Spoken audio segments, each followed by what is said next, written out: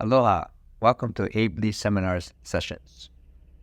This time, we're going to talk about a very important area of homeownership and on tenancy, because this will be what we call tenancy by the entirety. This is when a husband and wife will own the property together. The first time we said it was severalty when you got it by yourself. Second time was tenancy in common, and joint tenancy was third, and now we're looking at tenancy by the entirety. In Hawaii, we have three types of tenancy by the entirety. One is when there's a husband and wife legally married by law or by justice of the peace or a minister, where they're legally recognized as a husband and wife. In some states, they have common law. Hawaii does not. So you have to be legally married with a marriage certificate. That's one type of tenancy by the entirety. The other type is what we call reciprocal beneficiary designation.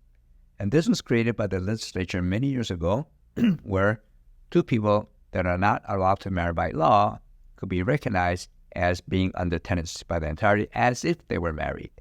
So they would take, say, a gay couple, two guys, two ladies, or a widowed mother or father with a single son or daughter. They could be under tenancy by the entirety under what they call reciprocal beneficiary designation.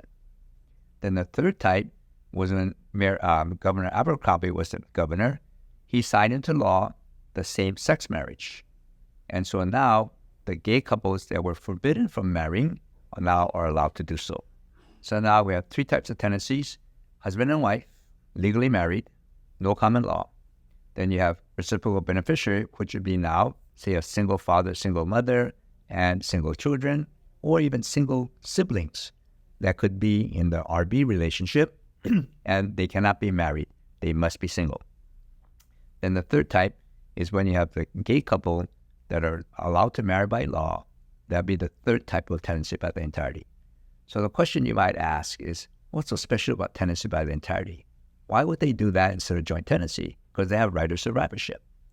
While in a tenancy by entirety, you have right of survivorship, but the added benefit is if the husband is sued, but the wife was not responsible for that lawsuit, then the plaintiff can sue the husband and take his properties in tenancy in common or tenancy in severalty, actually even joint tenancy. But if it's in tenancy by the entirety, they cannot force the sale of the properties owned by the husband and wife, because both parties must be guilty of that wrongdoing. Example would be, they got a mortgage on the property. Both the husband and wife, they both signed the mortgage. They don't make the payments, the bank can foreclose on them. But if the husband was a crooked realtor and he cheated somebody and lost a lawsuit, and the plaintiff won a $200,000 judgment, the plaintiff cannot force the sale of the TE held property because only the husband was responsible and not the wife. So this is the reason why tenancy by entirety is what we call lawsuit proof to a certain degree.